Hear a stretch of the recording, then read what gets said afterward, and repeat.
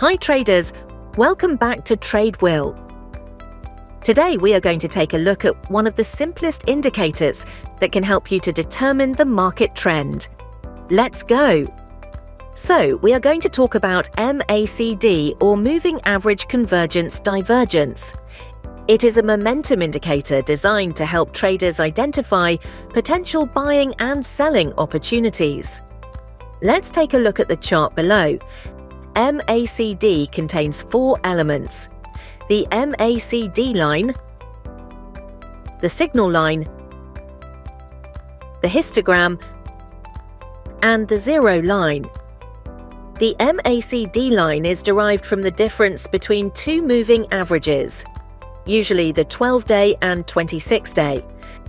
The signal line, a 9-day exponential moving average of the MACD line. And the histogram visually represents the gap between the MACD and signal line. The smaller the space between the two lines, the smaller the histogram gets. The bigger the space, the bigger it gets. Now, how does MACD indicator help us to see the trend? As the MACD line crosses above the signal line, the histogram turns green. It's often seen as a bullish signal, which means a potential buy.